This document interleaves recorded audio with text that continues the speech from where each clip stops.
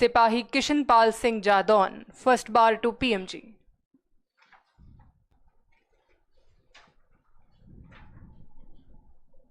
में भर्ती हुए और फौज में आपने सीआरपीएफ चुना।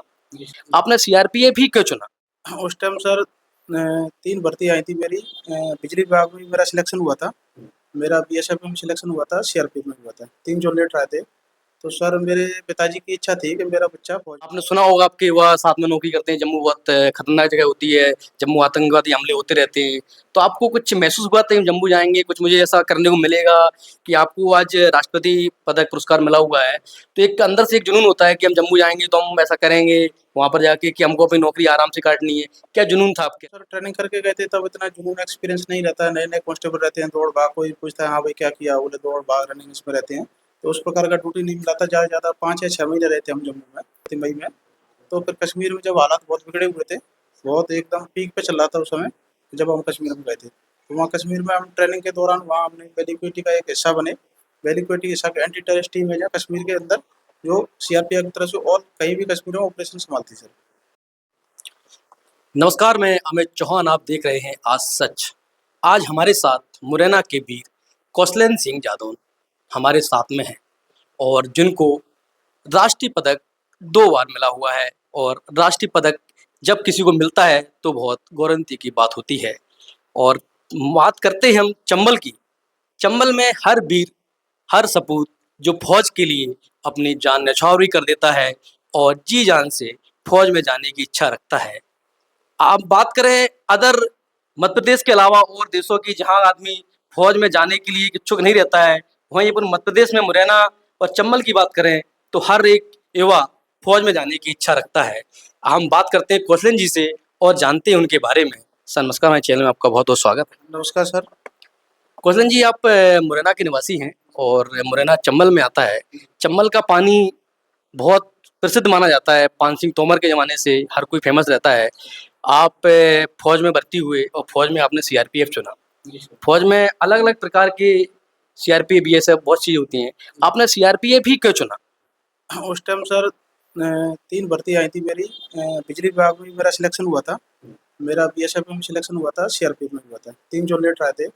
तो सर मेरे पिताजी की इच्छा थी कि मेरा बच्चा फौज में जाए। तो मेरा पहला जो लेटर सीआरपीएफ का आ गया था, तो मैंने सीआरपीएफ जॉइन करी थी। सीआरपीएफ आपने जॉइन किया, किस सन में सीआरपीएफ जॉइन किया था आपने? 2011 में सर। तब आपकी उम्र कितनी रही? सर मेरी तब उम्र 22 साल कुछ महीने थी सर। 22 साल कुछ महीने में आपने एक सीआरपीएफ फौज जॉइन कर लिया और घर से देश सेवा के लिए निकल चुके थे आप। और आपकी पहली पोस्टिंग कहाँ पर हुई और आपकी ट्रेनिंग की प्रोसेस क्या रही उस समय आपके साथ? मैं 2011 में भोपाल में भर्ती हुआ सर। उसके बाद 3 महीने भोपाल में रहे। उसके बाद सर हम बैंगलोर एटीसी तरालू हमने ट्रेनिंग की। ट्रेनिंग होने के बाद, कंप्लीट होने के बाद सर हम फर्स्ट पोस्टिंग जम्मू में गए थे। जम्मू के तुरंत 6 महीने बाद हमारी वहाँ से पूरी बटालियन मूवमेंट होकर हम नॉर्थ ईस्ट में चले गए, असम में। मतलब पहली पोस्टिंग आप घर से निकले तो जम्मू ही आपको मिली। और आपने सुना होगा आपके युवा साथ में नौकरी करते हैं, जम्मू बहुत खतरनाक जगह होती है, जम्मू आतंकवादी हमले होते रहते हैं। तो आपको कुछ महसूस हुआ था कि हम जम्मू जाएँगे, कुछ मुझे ऐसा करने को मिलेगा कि आपको आज राष्ट्रपति पदक पुरस्कार मिला हुआ है, तो एक अंदर से एक जुनून होता है कि हम जम्मू जाएँगे तो हम ऐसा करेंगे, वहाँ पर जाके कि हमको अपनी नौकरी आराम से काटनी है। क्या जुनून था आपके अंदर उस समय? उस टाइम सर ट्रेनिंग करके गए थे तब इतना जुनून एक्सपीरियंस नहीं रहता है, नए-नए कांस्टेबल रहते हैं, दौड़-भाग कोई पूछता है हाँ भाई क्या किया? बोले दौड़-भाग रनिंग इसमें रहते हैं। तो उस प्रकार का ड्यूटी नहीं मिला था, ज़्यादा से ज़्यादा 5 या 6 महीने रहे थे हम जम्मू में। उसके बाद नॉर्थ ईस्ट में चले गए थे। नॉर्थ ईस्ट में एलओ का ड्यूटी था, ऐसा ऑपरेशन ड्यूटी नहीं मिला हमको नॉर्थ ईस्ट में ड्यूटी के दौरान। जब नॉर्थ ईस्ट का ड्यूटी पूरा हुआ फिर 2017 में हम कश्मीर गए थे, मई में। तो फिर कश्मीर में जब हालात बहुत बिगड़े हुए थे, बहुत एकदम पीक पे चल रहा था उस समय, जब हम कश्मीर में गए थे। तो वहाँ कश्मीर में हम ट्रेनिंग के दौरान वहाँ हमने वेलिक्विटी का एक हिस्सा बने। वेलिक्विटी हिस्सा के एंटी टेररिस्ट टीम है जहाँ कश्मीर के अंदर, जो सीआरपीएफ की तरफ से और कहीं भी कश्मीर में ऑपरेशन संभालती सर। आपकी ट्रेनिंग की जो बताते हैं कि ट्रेनिंग बहुत कठिन होती है, आपकी ट्रेनिंग की प्रोसेस क्या रहती है और कितनी कठिनाइयाँ ट्रेनिंग का सामना करना पड़ता है? कुछ युवा ट्रेनिंग देख के डर जाते हैं कि ट्रेनिंग 9 महीने की खतरनाक ट्रेनिंग है, और कुछ जो आपकी ट्रेनिंग हुई है, जो आप स्पेशल फोर्स में गए हैं, इसका कुछ ट्रेनिंग अलग से होती है कि उसी के साथ में ट्रेनिंग चलती है? नहीं सर, इसका हमारा कम से कम 6 महीने सर उधर ही वैली में हमारा ट्रेनिंग चला हुआ था। हर चीज़ का एक टैक्टिस होता है सर, वेपन का टैक्टिस चलाने का, रूम में घुसने का टैक्टिस, ग्राउंड का टैक्टिस, शरीर को मजबूत बनाने का। तो ट्रेनिंग तो सर जितना लेंगे शरीर उतना ही परफेक्ट मजबूत बनता है सर। ट्रेनिंग से घबराने की कोई ज़रूरत नहीं है सर। आपने अभी तक कितने आतंकवादियों को ढेर किया है?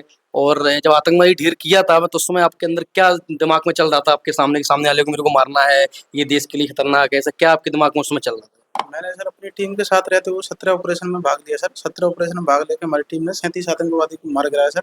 जिस ऑपरेशन में काफ़ी कई ऑपरेशन सर 36-36 घंटे कंटिन्यू ऑपरेशन चले हैं। तो उस टाइम सर फील नहीं आता, उस टाइम बस यही रहता है, टारगेट एक ही रहता है, फोकस डाउन करना है, मिलिटेंट को डाउन करना है। उस समय ये नहीं चलता कि घर पे क्या चल रहा है क्या चल रहा है। और टारगेट एक मिल गया कि सामने दुश्मन है तो उसको मारना है सर कैसे। 36 घंटे ऑपरेशन और 17 आतंकवादियों को, कितने आतंकवादी थे? नहीं सर, पूरे 17 ऑपरेशन में भाग लेके 37 आतंकवादियों टीम के साथ अभी तक ढेर हुए। 17 ऑपरेशन के साथ में 37 आतंकवादियों को ढेर करना एक बहुत बड़ी बात होती है।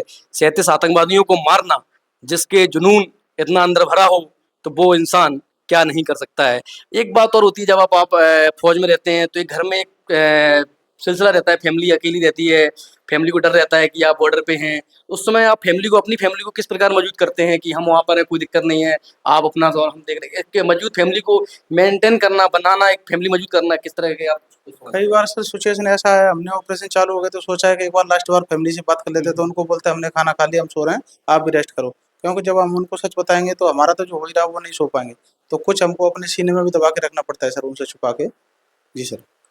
सीने में दर्द जो छुपा के रखते हैं और अपनी फैमिली को सच न बताना, ये फौज में भी ज़्यादातर सिखाया जाता है कि हर बात अगर फैमिली को बताएंगे तो फैमिली ड्यूटी में करने में तकलीफ होगी। ये बहुत ही दर्द भरा रहता है सीन, जब आप कहीं लड़ रहे होंगे और फैमिली घर पे आराम से सो रही होगी, कुछ पता नहीं होगा कि क्या चल रहा है। वो तो सुबह अगले दिन पता पड़ता है कि ऑपरेशन में क्या हुआ और क्या नहीं हुआ। अच्छा, अभी जो नई युवा पीढ़ी है जो भर्ती देख रही है, उनके लिए आप क्या बोलें? किस प्रकार भर्ती में अपनी मेहनत करें, इससे जल्दी भर्ती सिलेक्शन लें, और उनको कितनी मेहनत करनी चाहिए आज के समय में सिलेक्शन लेने के लिए? देखो, मैं तो यही कहना चाहूँगा कि आदमी एक बार 2 बार युवा भर्ती देखने पर नाराज़ हो जाता है कि बोले अब मेरा सिलेक्शन नहीं हुआ, आगे होगा कि नहीं होगा। प्रयास अपना कंटिन्यू रहे, कभी 1 नंबर से कभी 2 नंबर से प्रयास जारी रखें, एक दिन सफलता ज़रूर मिलेगी। वहाँ नहीं तो कहीं और मिलेगी। सफलता कभी भी बेकार नहीं जाती सर, सफलता ज़रूर मिलेगी उनको। आपके समय में सीआरपीएफ और बीएसएफ अलग भर्ती होती थी मेरे ख्याल से। अभी तो एक कंबाइंड जीडी कर दिया गया है, जिसमें कंबाइंड पूछ जाता है। उस जीडी का और उसमें दोनों में क्या अंतर है? किस तरह के आप समझेंगे कि जीडी में कोई सिलेक्शन नंबर अच्छे आते हैं तो अच्छी पोस्ट मिल जाती है, बीएसएफ सीआरपीएफ जैसे अभी सर एसएससी द्वारा भर्ती होती है, स्टाफ सिलेक्शन कोर के द्वारा, तो जिसमें जैसे जिस नंबर रैंकिंग के हिसाब से आता है उस हिसाब से बांटा जाता है सर।